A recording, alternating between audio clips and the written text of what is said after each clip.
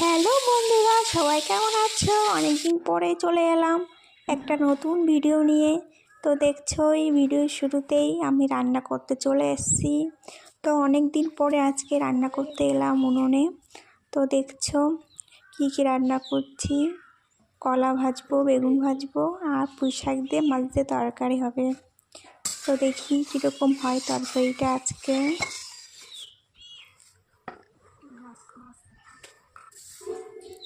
তো অনেক দিন পরে উনুনে রান্না করতে এলাম, তো একটু ভয় ভয় লাগছিলো কী হয় কি না হয়।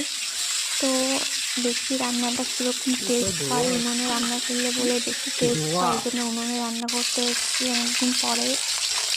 তো মাছগুলো ভাজা হয়ে গেছে, এখনই তরকারিও হয়ে গেছে।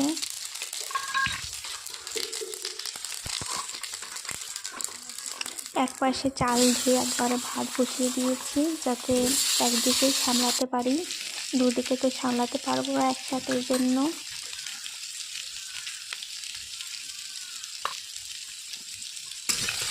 তো পুঁই শাক দিয়ে রান্না করছি, আমাদের বাড়িতেই পুঁই শাক হয়েছে, তো সেগুলো কেটে এনেছি, সেগুলো দিয়ে রান্না করছি।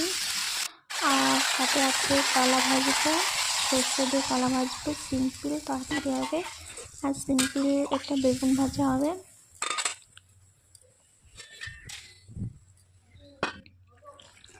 তো তরকারিটা হয়ে গেছে, তো এবার বেগুনগুলো ভেজে নেব। তারপরে কলা ভাজলেই কমপ্লিট। তো রান্নার শেষে বলো সবাই কেমন হলো আমার তরকারিটা। আর সবাই খুব ভালো থেকো বন্ধুরা, আবার পরের ভিডিওয় দেখা হবে। Bye bye.